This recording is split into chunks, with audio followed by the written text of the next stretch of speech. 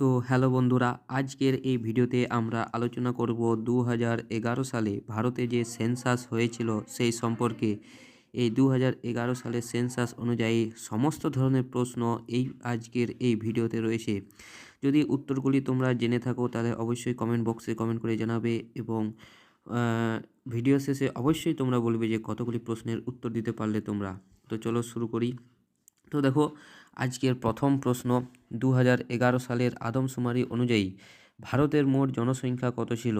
তো 2011 সালের আদমশুমারি অনুযায়ী ভারতের জনসংখ্যা ছিল অপশন সি 121,93,422 জন।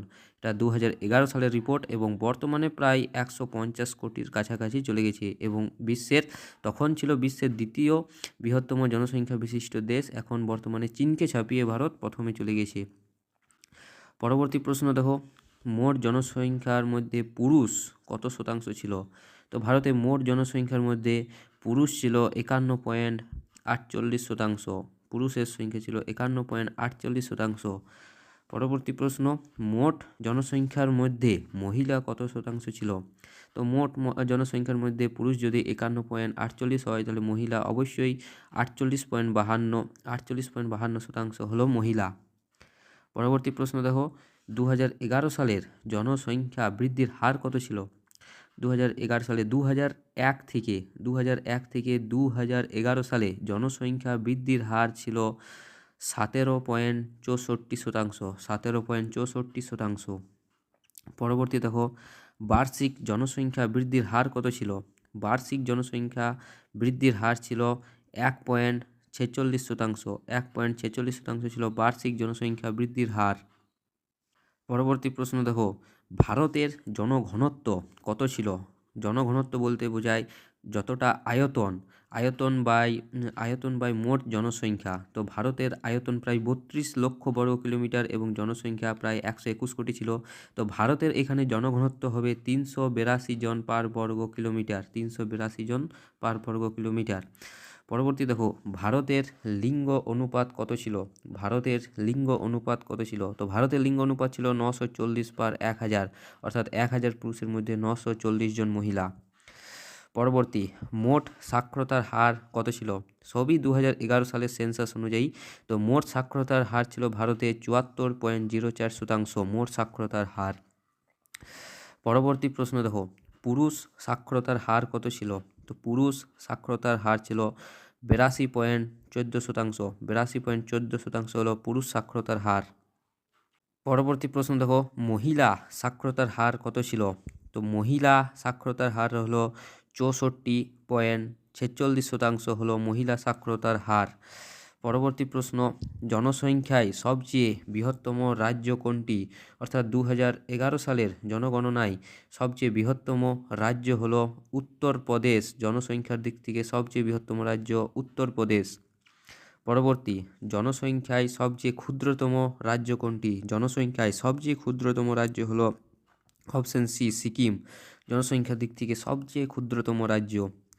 পরবর্তী প্রশ্ন দেখো, জনঘনত্বে সবচেয়ে বৃহত্তম রাজ্য কোনটি? জনঘনত্বে সবচেয়ে বৃহত্তম রাজ্য হলো বিহার। বিহার হলো জনঘনত্বে সবচেয়ে বৃহত্তম রাজ্য। প্রায় 1103 জন পার বর্গ কিলোমিটারে লোক বসবাস করে বিহারে এবং পশ্চিমবঙ্গ হলো দ্বিতীয় 1029 জন। পরবর্তী, জনঘনত্বে সবচেয়ে ক্ষুদ্রতম রাজ্য কোনটি? জনঘনত্বে সবচেয়ে ক্ষুদ্রতম রাজ্য হলো অরুণাচল প্রদেশ। জনঘনত্বে সবচেয়ে ক্ষুদ্রতম রাজ্য। এখানে মোট 17 জন পার বর্গ কিলোমিটারে বসবাস করে, 17 জন মাত্র। পরবর্তী প্রশ্ন দেখো, জনঘনত্বে সবচেয়ে বৃহত্তম বর্তমানে কেন্দ্রশাসিত অঞ্চলের সংখ্যা 8টি। তো কেন্দ্রশাসিত অঞ্চল হলো দিল্লি। জনঘনত্বে সবচেয়ে বৃহত্তম কেন্দ্রশাসিত অঞ্চল। পরবর্তী প্রশ্নটি দেখো, জনঘনত্বে সবচেয়ে ক্ষুদ্রতম কেন্দ্রশাসিত অঞ্চল কোনটি? তো জনঘনত্বে সবচেয়ে ক্ষুদ্রতম হলো আন্দামান এবং নিকোবর দ্বীপপুঞ্জ। অপশন সি জনঘনত্বে সবচেয়ে ক্ষুদ্রতম কেন্দ্রশাসিত অঞ্চল। আয়তনে সবচেয়ে বৃহত্তম রাজ্য কোনটি? আয়তনের দিক থেকে সবচেয়ে বৃহত্তম রাজ্য হলো রাজস্থান। অপশন সি রাজস্থান 2011 সালের সেন্সাস অনুযায়ী। পরবর্তী প্রশ্ন দেখো, আয়তনে সবচেয়ে ক্ষুদ্রতম রাজ্য কোনটি? আয়তনে সবচেয়ে ক্ষুদ্রতম রাজ্য হলো গোয়া, আয়তনে সবচেয়ে ক্ষুদ্রতম রাজ্য। পরবর্তী প্রশ্ন, আয়তনের সবচেয়ে বৃহত্তম কেন্দ্রশাসিত অঞ্চল কোনটি? তো আয়তনের দিক থেকে সবচেয়ে বৃহত্তম কেন্দ্রশাসিত অঞ্চল হলো অপশন বি, লাদাখ হলো সবচেয়ে বৃহত্তম কেন্দ্রশাসিত অঞ্চল আয়তনের দিক থেকে। পরবর্তী, আয়তনে সবচেয়ে ক্ষুদ্রতম কেন্দ্রশাসিত অঞ্চল কোনটি? তো আয়তনের দিক থেকে সবচেয়ে ক্ষুদ্রতম কেন্দ্রশাসিত অঞ্চল হলো লাক্ষাদ্বীপ, অপশন ডি, লাক্ষাদ্বীপ সবচেয়ে ক্ষুদ্রতম কেন্দ্রশাসিত অঞ্চল। পরবর্তী প্রশ্ন, সর্বাধিক সাক্ষরতার হার বিশিষ্ট রাজ্য কোনটি? সর্বাধিক সাক্ষরতা বিশিষ্ট রাজ্য হলো অপশন সি, কেরল হলো সবচেয়ে বেশি সাক্ষরতার হার বিশিষ্ট রাজ্য। পরবর্তী, সর্বনিম্ন সাক্ষরতার হার বিশিষ্ট রাজ্য কোনটি? তো সর্বনিম্ন সাক্ষরতার হার হলো বিহার, অপশন সি, বিহার সর্বনিম্ন সাক্ষরতার হার বিশিষ্ট রাজ্য। পরবর্তী, সর্বাধিক সাক্ষরতা হার বিশিষ্ট কেন্দ্রশাসিত অঞ্চল কোনটি? তো সর্বাধিক সাক্ষরতা হার বিশিষ্ট কেন্দ্রশাসিত অঞ্চল হলো লাক্ষাদ্বীপ। প্রায় তখন 2011 সালে প্রায় 91 থেকে 93% এর সাক্ষরতার হার ছিল এবং বর্তমানে প্রায় 97%-এ গিয়ে পৌঁছেছে। পরবর্তী প্রশ্ন, সর্বনিম্ন সাক্ষরতার হার বিশিষ্ট কেন্দ্রশাসিত অঞ্চল কোনটি? তো সর্বনিম্ন কেন্দ্রশাসিত সাক্ষরতার হারের থেকে সবচেয়ে কম হলো দাদরা এবং নগর হাভেলি, অপশন এ, দাদরা এবং নগর হাভেলি সাক্ষরতার হার সব থেকে নিম্ন। পরবর্তী, সর্বাধিক মহিলা সংখ্যা বিশিষ্ট রাজ্য কোনটি? সবচেয়ে মহিলা সংখ্যা বিশিষ্ট রাজ্য হলো অপশন বি, কেরল। কেরলে 1000 পিছু পুরুষের পিছু মহিলার সংখ্যা হলো প্রায় 1084 জন। পরবর্তী প্রশ্ন, সর্বনিম্ন মহিলা সংখ্যা বিশিষ্ট রাজ্য কোনটি? তো সর্বনিম্ন মহিলা সংখ্যা বিশিষ্ট রাজ্য হলো অপশন বি, হরিয়ানা। তো এখানে মোট 1000 পিছু পুরুষের পেছনে 889 জন, এখানে 889 জন মহিলা বসবাস করে। পরবর্তী প্রশ্ন, আয়তনে সবচেয়ে বৃহত্তম জেলা কোনটি? তো আয়তনের দিক থেকে সবচেয়ে বৃহত্তম জেলা হলো কচ্ছ, গুজরাটের কচ্ছ জেলা আয়তনের দিক থেকে বৃহত্তম জেলা। পরবর্তী হলো, আয়তনে সবচেয়ে ক্ষুদ্রতম জেলা কোনটি? তো আয়তনে সবচেয়ে ক্ষুদ্রতম জেলা হলো মাহে। মাহে হলো আয়তনের দিক থেকে সবচেয়ে ক্ষুদ্রতম জেলা। পরবর্তী প্রশ্ন, জনসংখ্যায় সবচেয়ে বৃহত্তম জেলা কোনটি? তো জনসংখ্যার দিক থেকে সবচেয়ে বৃহত্তম জেলা হলো মহারাষ্ট্রের থানে। থানে হলো জনসংখ্যার দিক থেকে সবচেয়ে বৃহত্তম জেলা। পরবর্তী দেখো, জনসংখ্যায় সবচেয়ে ক্ষুদ্রতম জেলা কোনটি? তো জনসংখ্যার দিক থেকে সবচেয়ে ক্ষুদ্রতম জেলা হলো উচ্চ দিবাং উপত্যকা, উচ্চ দিবাং উপত্যকা। পরবর্তী, গ্রামীণ জনসংখ্যা কত শতাংশ, অর্থাৎ কত শতাংশ মানুষ গ্রামে বসবাস করে? তো সঠিক উত্তর হলো প্রায় 69.18% মানুষ গ্রামে বসবাস করে। পরবর্তী, শহরে জনসংখ্যা কত শতাংশ, অর্থাৎ শহরে কত শতাংশ মানুষ বসবাস করে?